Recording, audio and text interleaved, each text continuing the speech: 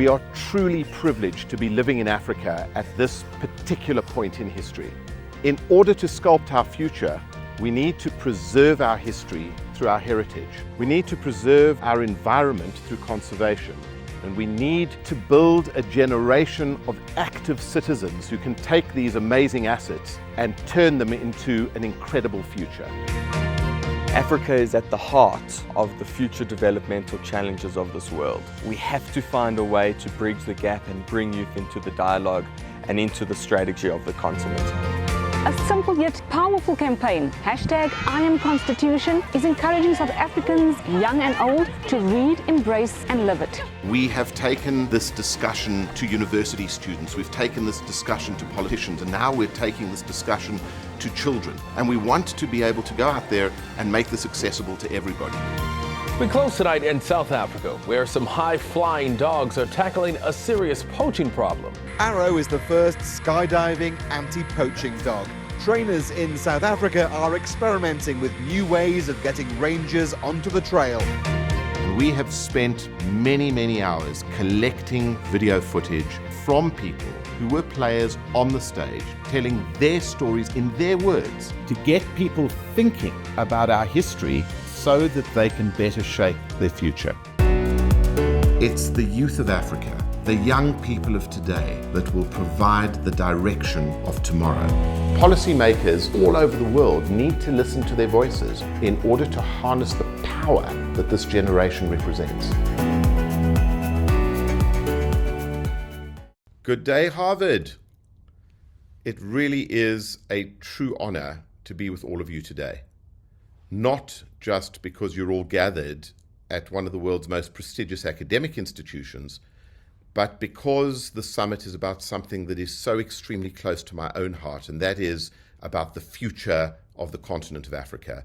And it's not just about the Africa that we think we know. It's about the Africa that we need to get the rest of the world to know. I don't want any of you to underestimate for one moment the importance of events like this one today. It's at these events that the voices from across the continent are heard, where they're challenged, where they're amplified, where truth is respected and possibility is explored. We're so committed to building bridges between academic insights and real action on the ground in Africa, and it's through events like this that that's achieved. When we created the Ichikowitz Family Foundation, it wasn't for charity, it was for change. We saw that Africa for too long had been completely misunderstood. It had had its story told by others, often others that didn't even live in Africa. Its narrative was dominated by outdated headlines and second-hand assumptions, most of which are complete nonsense today. So we set ourselves a simple but powerful mission, and that was to change the narrative, to showcase the promise of Africa and not just its problems. We decided to base our work not on anecdote or ideology, but on data, on science, on the truth. And that's why we launched the African Youth Survey, because we believed that the most important voices in shaping Africa's future are those of young Africans themselves. We've been doing this for a number of years, and we now have one of the continent's most comprehensive data sets on the hopes, fears, and aspirations of Africa's youth. And here's what they're telling us clearly and loudly. Yes, they're deeply concerned.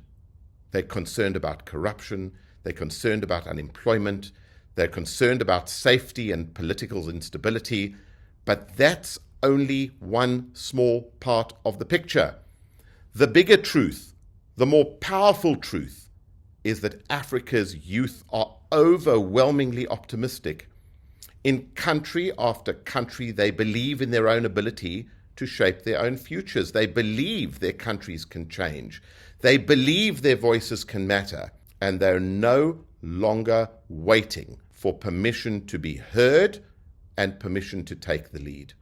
71% of young Africans say they believe that their best days lie ahead, not behind. They're pragmatic, but they're also full of hope. They're concerned about extremism, but committed to building peace. They are proudly African, but they're also proudly global citizens. They care about climate change. They care about gender equality. They care about opportunity and innovation. In fact, the dreams of young Africans are indistinguishable from those of their peers in Europe, the United States, and Asia. And that's the Africa you don't hear about often enough. And that's what the African Youth Survey exists to correct. In this, academic institutions like Harvard have a vital role to play. You're not just observers of Africa's trajectory. You're all participants in shaping it. The data, the scholarship, the research done in institutions like this must challenge the outdated views of Africa and defend the new reality, because the stakes are high. We need policymakers in Washington, in Brussels, in Tokyo, and way beyond to start listening to the science. We need them to start listening to the data. We need them to start listening to African voices. We need business leaders to stop treating Africa as an afterthought and start treating it as the engine of global growth that it is very quickly becoming. Let's be honest, the West is lagging way behind. The US and Europe have for years been asked, sometimes begged by African leaders to take the continent seriously. But instead of partnership, we've too often seen paternalism. Instead of investment, we've seen hesitation. And instead of engagement, we've seen empty promises and rhetoric. And while the West have been procrastinating, China has stepped in. Not because there's any ideological alignment, not because of shared values, but because we've had no alternative. Russia, too, has been allowed to exploit power vacuums. Not because they offer a better model, because the West has simply failed to show up. Let's be clear. A counter-Russia, counter-China strategy in Africa that turns the continent into a proxy battleground is not only doomed to fail, it is also very dangerous. Africa is not a pawn in a new Cold War. Africa is a player in its own right. If the West truly wants to counter China's influence, if the West wants to counter Russia's influence, the answer is simple. Invest in Africa. Partner with Africans, not to contain China, but to build something better together. Africa remains one of the most underinvested regions in the world, and yet it holds the greatest potential of all time.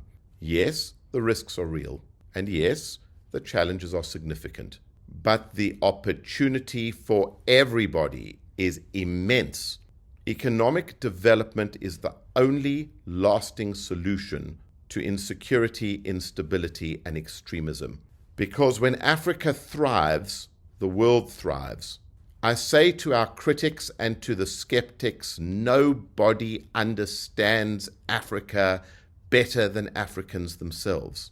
Our youth are ready, they're globally aware, they're committed to building democratic, inclusive societies, they are worried about polarization, they do respect Western values, and they aspire to the very same freedoms and opportunities as youth anywhere else in the world. They are concerned, deeply concerned about the threat of terrorism and the rise of violent extremism in their midst. But they want partners. They want patrons, not puppeteers. And the most important thing they're telling us over and over again is this. They are saying there is space for everybody in Africa. So to the business leaders, the policymakers, the scholars, the students, join them. Help build something powerful. Help build something mutually beneficial. Let's ensure that Africa doesn't just remain a friend of the West, but becomes the place where the West, the East, the global South find common purpose. Let Africa be the melting pot. Africa is not the world's last frontier. It's its most important frontier. And what excites me personally the most is that finally our youth are leading the way. I thank you. Since 2019, an African philanthropic foundation has been interviewing thousands of young people across the continent. by 2030, Africans will make up 42% of the world's young people. So their young people need to be listened to. Well, this week on One World, we're taking a look at some of the findings from the Africa Youth Survey. Researchers conducted 14,000 face-to-face interviews across 25 African countries. Here's why that's important. The IMF says by 2035, there will be more young Africans entering the workforce each year than in the rest of the world combined. With so much at stake, many young Africans are taking matters into their own hands. Now, in its third iteration, the African Youth Survey is the most comprehensive research into Africa's youth. It provides an in-depth look at the perspectives, sentiments, and intentions of young people across the continent on critical social, political, and environmental issues. If there ever was a wake-up call to the West to say, invest in Africa, help create jobs, help keep Africans in Africa, it's now.